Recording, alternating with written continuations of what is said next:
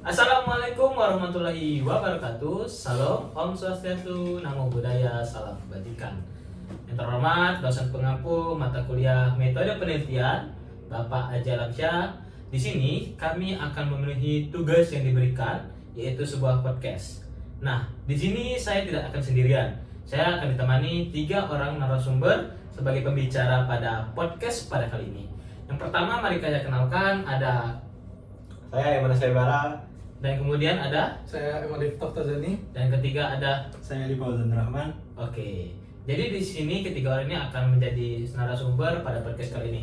Mungkin kita akan say hi dulu kepada satu persatu, kepada Kak Aiman dulu nih. Gimana nih kesibukannya pada siang hari ini nih? Oke, baik. Mungkin untuk kesibukan akhir ini ya kayak biasa ya. Kayak kita sibuk kuliah, mulai tugasnya mulai banyak gitu. Adapun yang paling sulit sih tulis tangan ya. Tulis tangan. Sampai 10 halaman tuh gila. Susah itu gila. Nah, mungkin itu aja sih sibuk sekarang kuliah aja. Oke. Nah, itu dari banyak kegiatan, ini kan ikut organisasi juga dan sebagai Oke. petinggi suatu himpunan nih. Oke. Itu gimana sih manajerial organisasi, belum lagi tugas-tugas yang ada gitu dengan 8 mata kuliah di semester 4 pada kali ini. Siap-siap. Nah, untuk itu kita tuh sebagai menjalin organisasi ya gitu ya. Tentu saja kita sebagai mahasiswa harus bisa gitu manajer waktunya kita. Kita harus memprioritaskan nih mana yang lebih dahulu. Kalau kita ada tugas, ya pasti kita mendingin tugas dong. Percuma kita menjadi orang yang besar gitu organisasi, tapi nilainya C gitu, agak kurang. Iya, betul. Nah, mungkin gitu sih dari aku manajer waktu dulu. Oke. Ini udah cukup keren ya teman-teman, karena ya kita mendapatkan suatu ilmu dari bagaimana cara manajerial organisasi. Mungkin kedua nih, kita say hi dulu ke Kak Alifnya nih. Nah, Bang Alif, gimana nih kesibukan dari belakangan dan kedepannya nanti nih? Ya untuk akhir-akhir ini tugas cukup padat, cukup banyak. Ya. Zoom, tugas revisi, tugas makalah, PPT. Yang tadi juga satu tugas sama Aiman, tugas tulis tangan 10 Wah, halaman itu itu. Ya, sering banget sungguh, sih itu. ya, betul. Pusing banget. Itu Pusing banget ya. itu cukup membebani, apalagi bener. kita tuh Setuju. punya kesibukan lain dan punya ada mata kuliah lain juga, Bener, gitu kan. bener. Dan saya sebagai mahasiswa PP ya, pulang Oke. pergi, Oh, pulang pergi? Ya, Gimana pulang gimana pergi. PP-nya? Pulangnya di Sungai Pinang. Oh, di Sungai Pinang, jauh tuh, Ya, Bang. 1 jam kurang lebih. Oh, oke. Itu cukup perginya saja sudah butuh 1 jam, pulangnya 1 Harus jam. energi banget gitu ya. Harus energi, Belum bensin, lagi, belum lagi ya. ya tugas yang banyak, ya tapi so far masih bisa dijalani. Oke, saya sama Bisa. Berbicara tentang Bang Alif nih, kalau di saya kali informasi, kalau nggak sepengalaman saya dan seinformasian saya, nggak ikut organisasi nih gitu. Sempat ikut tapi setelah semester sekian tuh nggak ikut. Ini gimana nih kesibukannya? Lebih mencari kesibukan bagaimana gitu? Oh ya betul, itu alasannya simpel karena saya PP tadi ya. Kalau Oh, saya merasa jauh ya? capek, ya. Jauh. Kalau saya ngekos kayaknya saya bakal organisasi. Tapi saya juga punya kesibukan. Saya tiap sore itu keluar bawa kamera, street fotografi, bikin video-video semacam sebagai itu. freelancer gitu. Bisa juga. Oh, bisa. Kadang Bisa juga juga. ada acara-acara kayak kemarin tuh reses PDI. Itu Oh, saya, reses. ya, Oh. itu saya yang dipakai aja untuk dokumentasi aja. Wow, keren-keren nih, meskipun nggak ikut organisasi tapi dalam teori organisasi udah diimplementasikan gitu. Apalagi menjadi ya reses suatu partai itu suatu hal yang langka dan belum tentu anak sekelas B pun Benar. bisa mendapatkan akses tersebut. Ini suatu momen yang langka. Mungkin aku agak senggol sedikit nih. Tadi kan dari Sungai Pinang nih, Ya. culture orang Tanjung Raja dan Sungai Pinang itu sama nggak kira-kira? Kurang lebih sama karena Kurang sama. dulu Oke, ini zaman dulu nih, ini zaman fun dulu fact nih. nih, ini fun Fun fact fact nih. banget nih. Tanjung Raja itu masih Sungai Pinang dulunya. Oh. Iya, dulu. Sungai Pinang itu sampai 1 sampai 10 dulu. Apa ya, satu Serius. sampai Desanya Sungai Pinang 1, 2, 3, 4, 5 sampai 10. banyak ya. banyak rame-rame banget Ya. sebenarnya. Tapi sekarang udah dirubah jadi kayak Sungai Pinang 1. Nah, itu kenapa tuh latar belakangnya bisa dirubah gitu? Apa karena ada suatu masalah gitu sampai dirubah? Ya pasti kayaknya perubahan geografis, kemudian budaya juga pastinya. Udah banyak juga datangan jadi kayak ya menyesuaikan zaman saja. Oh, benar. Jadi cuma secara administrasinya doang gitu, secara culture ya itu sama. Dan mungkin kita next ke Kak Alif Fauzan. Nah, halo Bang Alif. Halo Dimas. Nah, jadi kesibukan belakang dan kedepannya apa aja nih gitu? Kalau yang belakang ya kurang lebih sama kayak Aiman sama Alif. Kebetulan kita juga sekelas kan. Oke. Udah pada tahu sih, udah jelasin juga sebelumnya kayak dari tugas yang menumpuk dan lain-lain. Nah kebetulan juga aku juga sama kayak Alif, KP juga, tapi beda lokasi nih. Di mana tuh? Aku dari Prapumuri, Oh, jadi jauh lagi nih. Jauh Ya, lagi. jauh Ya. lagi. Jadi PP ke Indralaya itu memakan kurang lebih ya paling cepat 1,5 jam. 1,5 jam. 1,5 jam. 1,5 jam ya. Ya. Jadi kalau Itu paling cepet tuh. paling cepat. Paling lama Buat nih? bis. Kalau paling lama ya Bisa macet-macet bisa sampai 2 jam. Nah itu 1,5 itu pakai kendaraan pribadi atau Iya, gimana? bus? Kalau biasanya kalau dimaksimalin itu buat naik kendaraan umum. Oh. Jadi kalau pakai motor mungkin bisa lebih cepat. Lebih cepat. Tapi ya melihat dari bahaya juga kan kalau pakai kendaraan pribadi, jadi mending pakai kendaraan umum aja. Banyak truk gitu ya. Ya, ya. Nah, kalau nggak salah nih, selain ikut kegiatan organisasi juga seorang entrepreneur juga. Wah, boleh jelasin dulu dong, gini gimana nih? Waduh, kalau buat entrepreneur kayaknya belum sampai entrepreneur. Oh, belum sampai ya. Tapi lebih mengarahkan ke hobi aja. Jadi Hobi, kayak hobi. menyambilkan di selang-seli kesibukan banyak tugas kuliah. Hah? Jadi kebetulan juga aku juga nggak juga ngekos, Iya. jadi PP, jadi pas balik itu ngurus-ngurus kayak hobi kayak hewan-hewan di rumah aja. Oh, Hobi hewan ya? Iya. Dan itu bisa nimbulin profit ya? Ya sejauh ini lumayan. Lumayan ya. Hewan apa kalau boleh tahu? Kalau hewan itu banyak sebenarnya. Banyak ya? Mulai dari reptil sama mamalia. Oh. Hmm. Yang jarang orang pelihara gitu, tapi Iya. marketnya ada ya? Wah, banyak. Wah, banyak malah. Apa itu kita salah satunya? Kalau buat reptil itu ya kalau bisa dibilang buat ilmiahnya itu Paranasrudicolis. Apa tuh? Oh, apa itu? Kalau biawak, Kebetulan kami anak Alisa jadi nggak tahu gitu bahasa ilmiah. kalau mungkin kalau dari dengar-dengar di orang di Indralaya itu nyebutnya nyambe ya, nyambe. Iya, iya. Betul. Oke, ini udah dapet nih semua kriteria. Nah, mungkin balik ke topik. Itu topik kita pada hari ini yaitu penulisan laporan penelitian dan politik dalam riset sosial. Nah, mungkin saya akan menanyakan satu persatu. Mungkin dari gini, apa tanggapan teman-teman sekalian yang ada di sini topik kita pada hari ini? Mungkin ada yang ingin menyampaikan terlebih dahulu? Mungkin dari Boleh, kalian saya boleh? saja. Judulnya ini sudah diterjemahkan ya, itu jadi penulisan laporan penelitian dan politik dalam riset sosial. Ini kami mengambil dari buku yang diberikan, kami mendapatkan bab 16.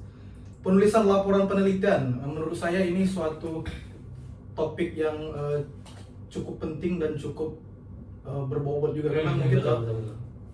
kita jadi mengetahui bagaimana caranya menulis laporan penelitian. Pertama kita juga mahasiswa ya. Iya, betul. Udah semester 4 Iya, udah mau iya, betul. bikin ya, udah mau nyusun. Jadi kita bisa tahu strukturnya, Benar. segala macam, kepentingan segala macam itu.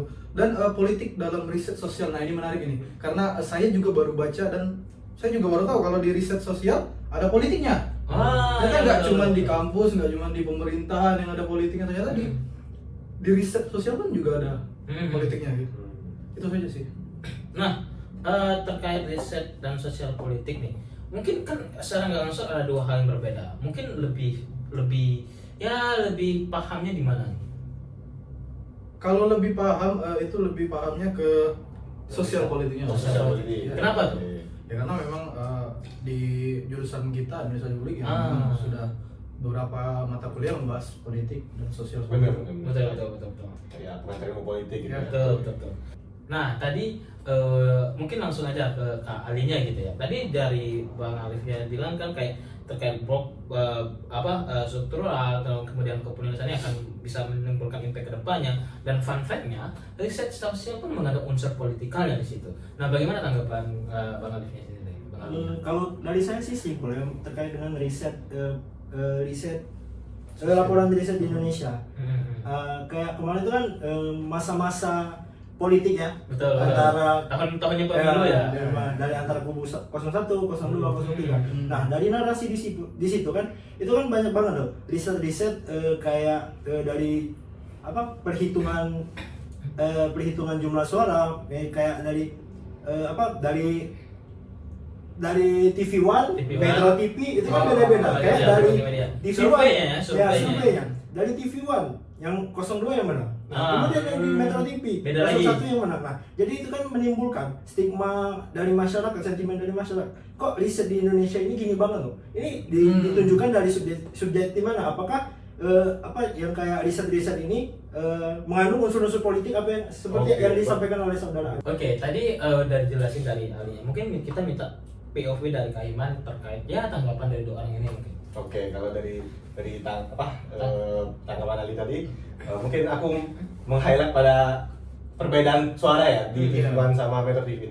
Nah mungkin itu kita tuh harus bisa tuh jadi riset. Itu kenapa sih bisa terjadi perbedaan? Betul, Apakah betul. apakah Metro ini pro ke Prabowo? Apakah TV One pro ke Ganja atau Oh, ke iya, Anies? itu, Nah, itu. itu tuh kita perlu gitu riset sosial. Jadi Nah, tanda tanya besar gitu. benar Ya, gitu. betul. Kita perlu riset sosial, kita teliti. Nah, apakah ada kebanyakan buzzer di situ? Buzzer, ya. Makanya dia banyak memilih Prabowo atau bagaimana gitu kan? Makanya itu riset sosial di bidang hal itu tentunya penting gitu. Makanya Betul.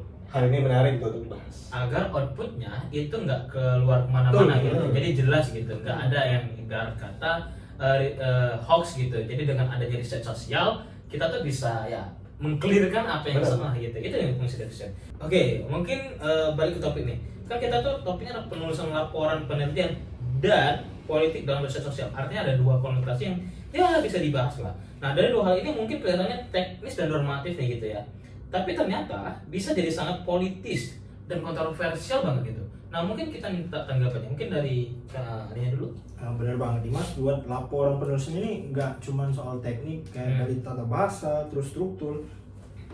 Itu pada buku yang disebutkan itu ditunjukkan bahwa riset ini adalah hal yang harus bukan hanya berasal dari pribadi ya, kayak kita perspektif pribadi, tetapi kumpulan dari banyaknya data yang kita satukan sehingga hasil dari atau output dari riset ini bisa mempengaruhi dari masyarakat, dari secara melihat garis besarnya bahwa politik Indonesia sekarang lagi gak bagus-bagus banget. Nah, dalam karya Newman ini bahwa proses yang dalam riset ini mencerminkan nilai posisi bahkan pertarungan kekuasaan. Misalnya siapa lagi audiensinya, maka dari riset ini harus kita kumpulkan tuh bukan hanya dari seperti yang politik tadi dari kubu satu doang atau dari kubu doang, tetapi dari banyak kubu melihat dari kepemimpinan mereka tuh kan yang pastinya kan ada kelebihan dan kekurangan ya. Jadi kita bisa kumpulin tuh dari segi itu apa aja sih yang lebih baik dari antara 1, 2, dan 3 itu. Oke, tadi perspektif itu jatuhnya itu bukan asumsi ya. Benar. Ya harusnya kita tuh riset bukan berdasarkan asumsi, jadi sehingga jelas dan tadi menggunakan data yang valid gitu ya. Jadi nggak abstrak ataupun ya asal-asalan gitu dengan data-data yang digunakan. Nah mungkin kita juga minta tanggapan darinya. Aiman. Oke, baik. Nah, itu tuh benar, tapi kita perlu ingetin lagi. Riset sosial itu nggak netral gitu. Ada berbagai cara untuk bisa menyampaikan suara. Misalnya dari data yang dikumpulkan, mereka menanyakan ke siapa gitu. Apakah mereka menanyakan ke sesama mereka? Ya pasti mereka mendukung gitu. Jadi pasti datanya palsu dong kalau gitu. Nah, kemudian ada dari topik yang dipilih, bagaimana cara mereka menyampaikannya ke laporan akhirnya. Nah, itu tuh misalnya mereka nanya A, ternyata yang mereka sampaikan B. Tentu saja itu ada kesalahan gitu kan. Nah, di LSM sendiri kadang kami harus hati-hati banget saat tulisan ke laporan ke donor. Nah, ketika kita terlalu kritis bisa bikin pendanaan itu dicabut. Nah, terlalu lembut malah bisa dianggap nggak berdampak gitu. Itu sih harapannya kalau dari aku. Ya, tadi ya betul ya, kaget juga kan riset sosial tuh nggak jamin dia netral gitu. Karena kalau riset politik itu kayak ya kita bisa aja ngirim penguji kayak buzzer peneliti gitu kan. Dari penulisnya pun kadang-kadang punya tuh pilihannya. Iya, yang bilang kami bakal menang, kami bakal menang. Kata sejarah itu selain pemenang. Iya. Kami bakal menang, pasti juga masih kalah tuh lah gitu. Jadi kayak ini risetnya gimana gitu, patut dipertanyakan. Nah, mungkin yang terakhir nih dari Alinya udah bilang perspektif itu bukanlah suatu asumsi, kita harus menggunakan riset. Dari segi Aiman juga bilang political riset, politik itu nggak pasti netral. Ini gimana tanggapannya? Ya, saya setuju banget. Ali tadi bilang kan nggak cuma teknis, tapi juga bisa ada perebutan kekuasaan di dalamnya itu kan posisi sosial segala macam. Terus kemudian Aiman juga bilang nggak netral. Iya, betul. Dalam ketika kita menulis suatu laporan itu benar-benar harus hati-hati karena takut menyinggung pihak ini. Pihak tertentu ya. Jadi nggak aman juga jatuhnya. Betul. Dan di dalam buku itu Newman selaku penulis itu dia masukin membahas tentang SLAPP suits gitu. Itu merupakan gugatan hukum yang dimasukkan buat bungkam peneliti yang dimasukkan mengungkap fakta tak nyaman bagi korporasi besar. Jadi di sini menarik karena berarti ada kayak aturan untuk menggugat peneliti yang mungkin menyinggung suatu Isu instansi, tertentu, instansi, ya. Karena mungkin bisa jadi kayak meneliti soal keuangan atau mungkin nggak senang kan, Ya, ya bisa dilaporin gitu. Padahal bener mungkin gitu ya kerjanya. peneliti kan baik kayak mau membongkar gitu kan, Iya. apa gitu kan. Nah seperti bahkan di negara demokratis seperti Amerika masih ada upaya sistematis buat blokir atau memanipulasi data riset tersebut. Itu sebuah menurut saya itu sangat nggak sehat ya. Betul. Karena itu Curang.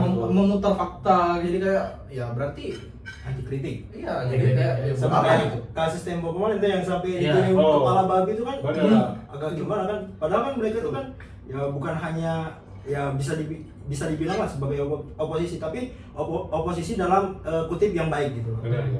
Jadi kita tuh peneliti juga butuh perlindungan nih yang pastinya terhadap kebebasan. Kita ya bebas dong berekspresi, bebas asalkan memang sesuai. Dan kita pun udah diatur gitu dalam undang. Iya. Kalau kita tuh bebas tuh berserikat, berkumpul gitu. Betul. Jadi Betul, secara langsung legal juga gitu. Ya. Nah, tadi udah dijelasin 1 sampai 3 gitu kan. Dan fakta menarik juga kan yang disebut Bang Alif tadi, bahwasanya di Amerika Serikat pernah terjadi gitu dan mungkin masih sedang terjadi. Ya. Dan Indonesia dan Amerika Serikat itu sama-sama negara demokrasi.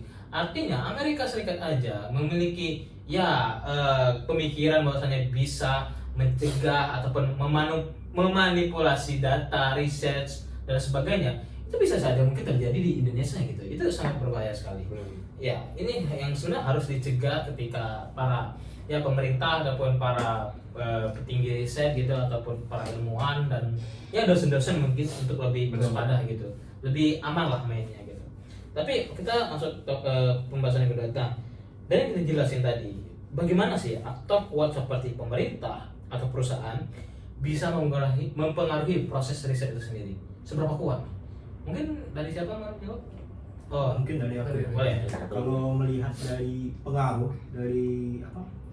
dari pemerintah atau perusahaan ya bisa dibilang, ini kan sangat berdampak. Apalagi ya bisa dibilang pemerintah pemegang tangguh kepemimpinan di suatu negara. Sama juga kan perusahaan yang pasti mereka punya power lah untuk membungkam, apalagi kayak cuman riset kecil bisa dibilang, Ya, tapi yang bisa. memiliki pengaruh besar untuk kepentingan mereka gitu loh. Betul. Sama juga walaupun dia punya media, yang namanya algoritma ini kan yang pasti dipegang oleh seseorang. Nah, seseorang untuk kalau udah besar itu, yang apa juga pernah kita pelajari sebelumnya kan, orang itu bukan hanya mencari kekayaan, tetapi ada juga yang orang kaya kok. Pertanyaannya kan banyak nih kasus artis-artis masuk politik, ngapain sih udah kaya, itu tapi masuk politik. Mereka itu bukan cari uang di sana, tetapi yang mereka cari itu adalah perlindungan atas hukum yang berlaku di Indonesia. Jadi kan riset ini sangat berpengaruh, apalagi algoritma ini bisa diatur. Walaupun di dalam media Tempo, di dalam media, adapun undang-undang yang diatur itu kan, walaupun diatur kayak pers itu bebas menyiarkan atau melaporkan apapun yang terjadi. Tapi kan secara enggaknya mereka yang pegang algoritma tersebut.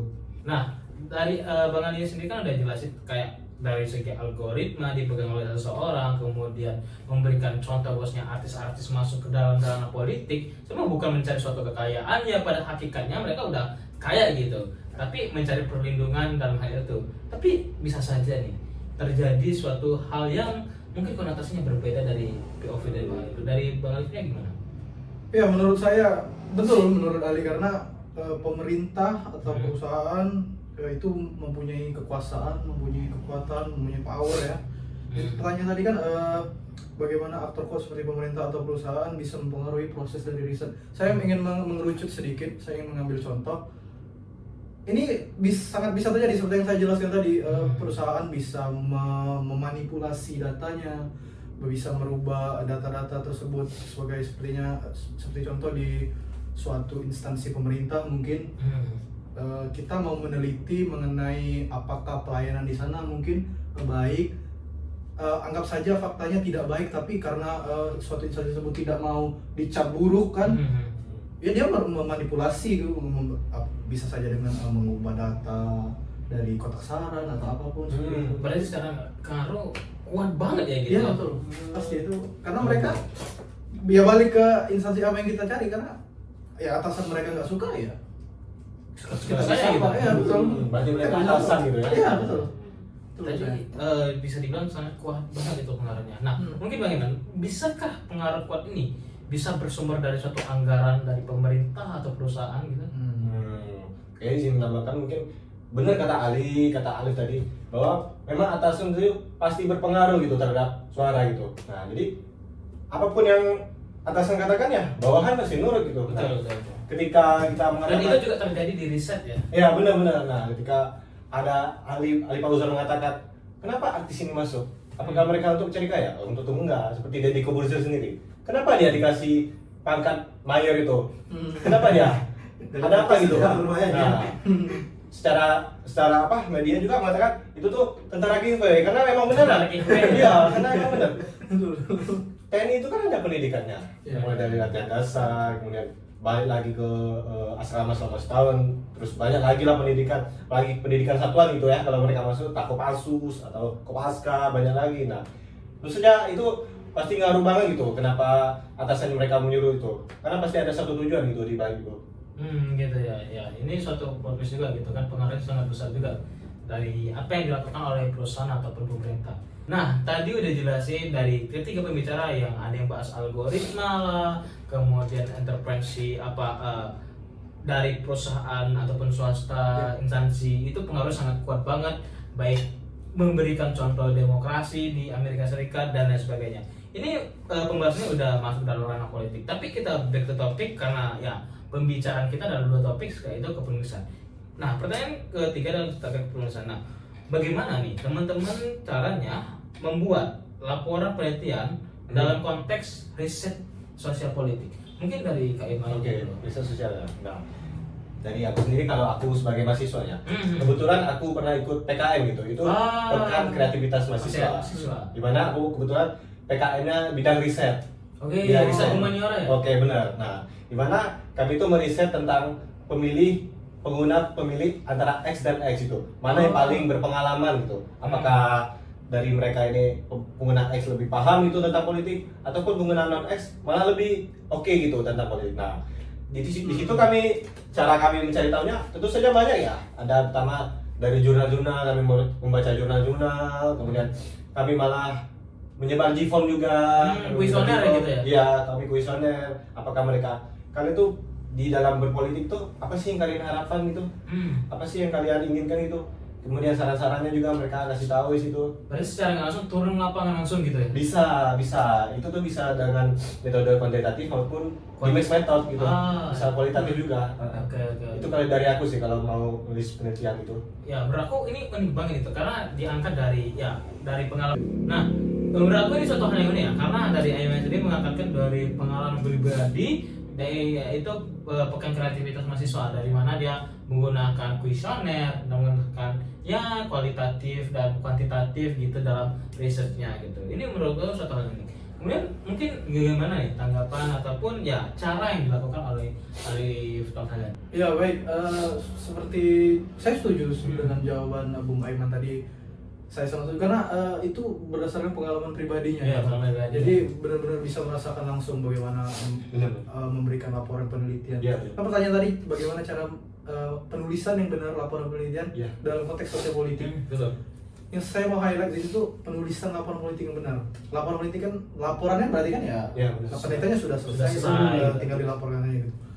Yang pasti isinya itu benar-benar harus sesuai fakta tanpa Iya.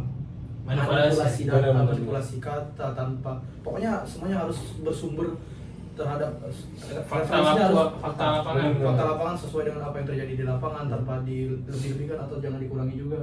Apa yang terjadi itu yang harus dilaporkan.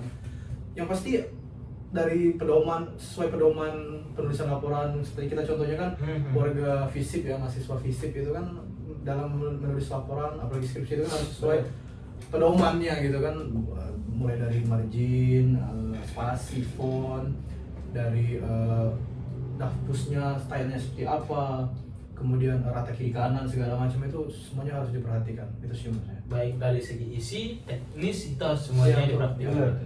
Ya, ini jawaban dari Bang Alif. Mungkin dari Abang Alifnya gimana? Baik, dalam lingkup administrasi publik ya, Kalau riset ini sepengalaman kami juga pernah dapat tugas tuh dalam mata kuliah praktikum administrasi. Oh, Jadi, betul. berkunjung langsung ke lembaga-lembaga yang langsung bersentuhan dengan masyarakat. betul. Nah, kalau dari kami itu kemarin sempat ke kunjungan ke ATR BPN. Oh, Jadi ada bagaimana yang sih pertama, operasional atau dari SOP dari mereka ataukah ada apa kayak inovasi terbaru dari ATR BPN?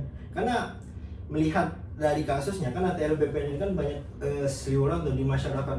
Kok saya punya sertifikat tapi banyaknya mafia-mafia tanah kan?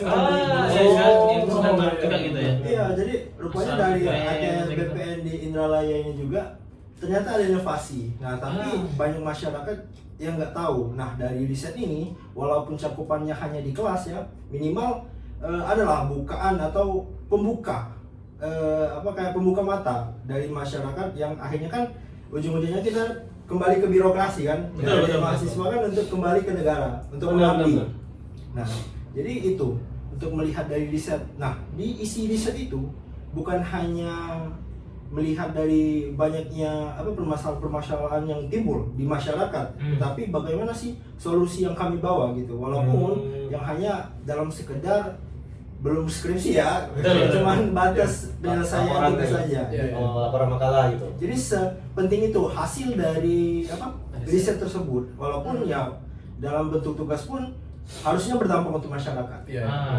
Mau kecil, mau besar berdampak semua. Nah, ini aku izin nambahin nih. Nah, mungkin kalau dari Ali sendiri ya, itu kunjungan berarti ya. Betul. Nah, di situ kalian ada tantangan nggak sih dalam meneliti itu? Nah, kalau dari kami sendiri, kalau PKM itu ya, tantangannya di bidang GIFOM itu pada metode kualitatif. Nah, tentu saja pasti ada aja gitu yang ngisinya asal-asalan, ngisinya Yang penting selesai gitu. benar, yang penting selesai. Nah, apakah riset kalian itu real gitu dari pernyataan mereka atau ada asal-asalan gitu? Nah, Kalau dari kami itu yang kami wawancara ini kebetulan langsung dari kepala ATR BPN. Ah, Iya. sumber jadi kualitasnya Iya. kan Oke. jangan Tapi yang ditanyakan kami lagi, gitu. highlight di sini adalah apa yang disampaikan dan apa yang diimplementasikan dari yang ada di masyarakat. Oke.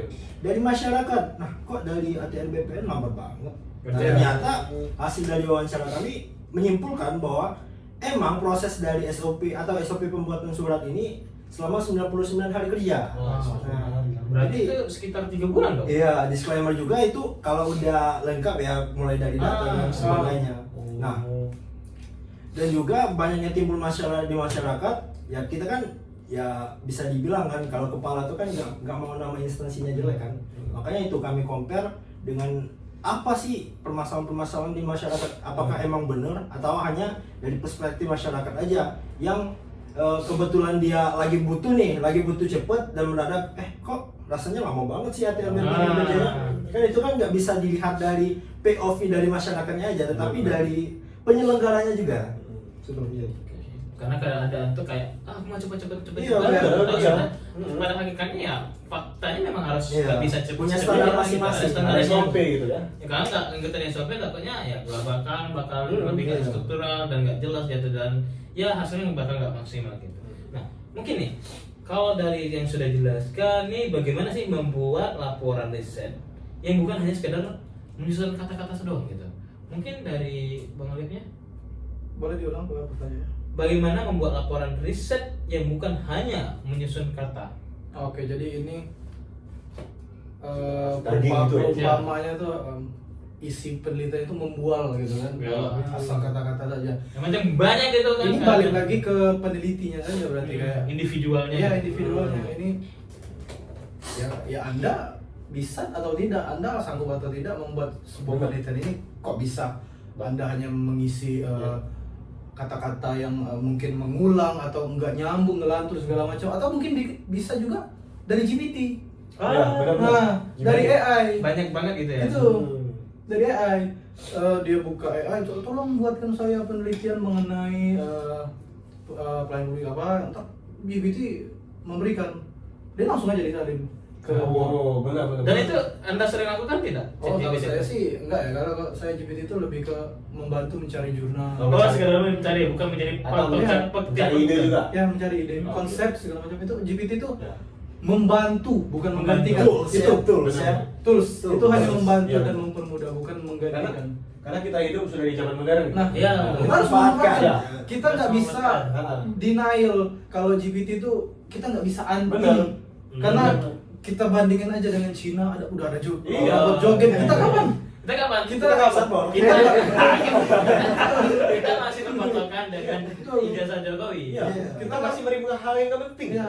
Iya. Kita nggak boleh anti teknologi itu aja sih. Benar. Nah, makanya dari itu lembaga penelitian itu menyediakan syarat gitu ketika kita ingin mempublikasikan.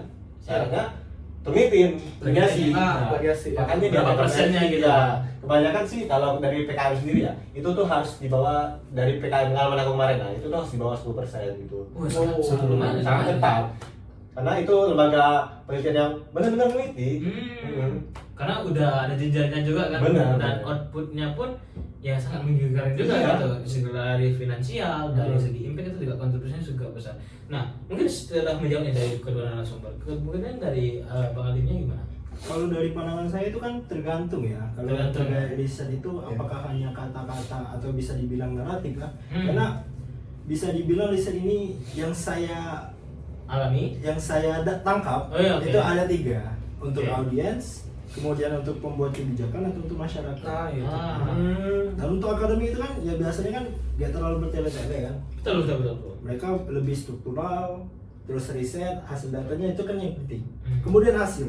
Nah untuk publik itu kan yang biasanya kayak naratif, lebih ke naratif. Ya. Jadi nggak harus apakah riset ini harus berkata-kata. Menurut saya itu tergantung. Betul, Jadi betul. pemilihan untuk siapa sih riset ini ditujukan. Oh, Betul, untuk betul, siapa? betul. Itu siapa gitu, karena sudah jelaskan ada 3 gitu ya. Baik dari segi penelitian, masyarakat, dan juga pemerintahnya itu sendiri. Betul. Sebagaimana kalau dia membaca riset penelitian itu bisa mengajukan kayak nanti kebijakan depannya apa gitu. Iya. Jadi ada patokan yang jelas gitu. Nah, mungkin last question sebagai penutup podcast ini. Kalau kita udah jelasin terkait perusahaan, instansi, riset yang dimana kita secara nggak langsung melihat suatu perusahaan, instansi, dan kebijakan dan sebagainya, dan konteks sosial politik, boleh nggak nih peneliti itu berpihak gitu? Oh, berpihak. Mungkin dari Bang Alifnya dulu. Ya, kata berpihak peneliti itu boleh berpihak atau enggak. Gini, berpihak itu menurut saya Mhm. itu nggak boleh, apalagi ke Hmm. sesuatu yang dia teliti gitu. Oke. Karena peneliti itu kan mewakili apa yang ingin dia teliti gitu, kayak dia memberikan informasi apa adanya. Masa dia berpihak kepada suatu instansi? Benar, Nanti benar, itu benar, kayak benar.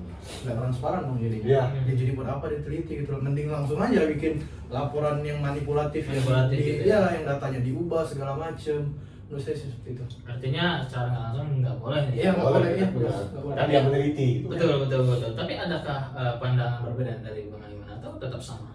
Ya pasti tetap sama. Oke. Yang namanya berpihak nggak boleh dong. Hmm. Itu kan hasilnya akan dilihatkan kepada pihak masyarakat, Ya. pihak pembaca, entah itu mulai dari anak-anak sekolah, mahasiswa gitu, Ya. ataupun para akademisi gitu. Nah, ketika penulis itu mulai berpihak, itu akan menjadi hal yang menjadi pertanyaan gitu. Hmm. Kenapa dia berpihak? Misalnya perusahaan ini mendukung apa gitu, mendukung korupsi. Nah, kenapa dia berpihak kepada korupsi? Nah, itu tuh menjadi pertanyaan gitu. Ya. Nggak boleh banget berpihak kalau Apakah kita ini sedang meneliti. bazar berkedok Iya, ilmuwan? benar. Bener. Iya betul. Mungkin itu dari aku sendiri. Ya, dari 2 jawabannya adakah pandangan yang sama atau masih ada yang berbeda? Mungkin dari aku bisa dibilang keberpihakan itu kan tergantung POV dari masing-masing. Oke. Ya boleh. Kalau mungkin dari peneliti, ya emang ini hasil data dari lapangan gitu. Emang kan kayak bisa dari politik juga, ya bisa dibilang di awal tadi 1, 2, 3 tadi. Betul. Ya kita audiensnya siapa gitu loh? Apakah Betul. dari kubu 02, 01 atau 03 gitu loh yang mereka highlight? Ya, yang 01 pasti pegang 01, yang 02 pasti pegang 02. Jadi keberpihakan itu menurut saya, dan netralitas ya, netralitas itu dilihat dari apa cara yang dia bawa menurut saya. Jadi data yang mereka dapat, yang mereka tampilkan itu harus sesuai dengan apa yang mereka dapat.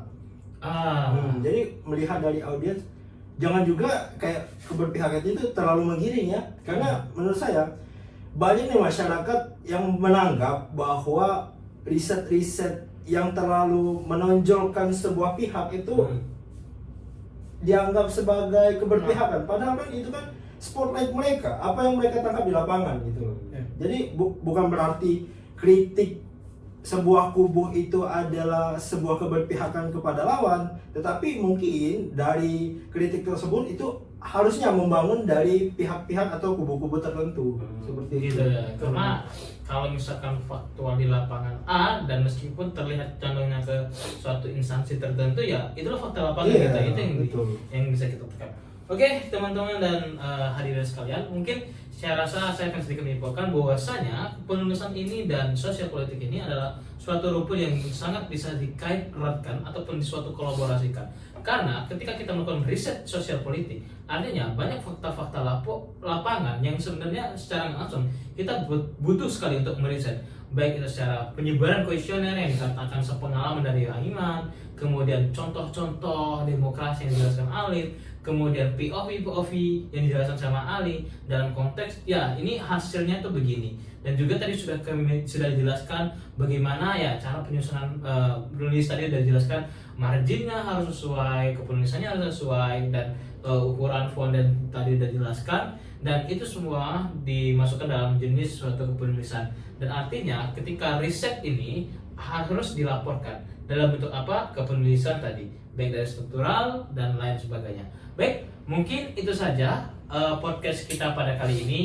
Kami akhiri. Wassalamualaikum warahmatullahi wabarakatuh. Sampai jumpa kembali lagi. Ditunggu. Jadi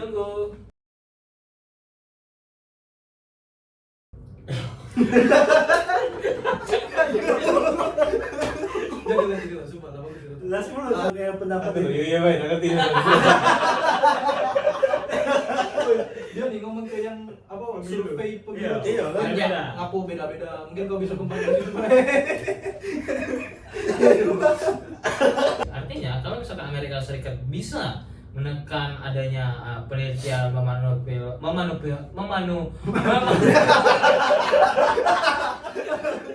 Yo gitu ini.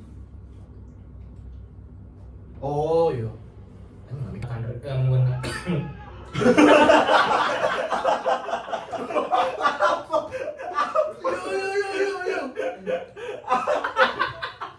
Aku jibit. Mamiya loh Zat. Ya. Hmm. Nah, lingkup administrasi politik kan. Sorry, Pak. Batuk, Cok. Batuk. Ini sudah.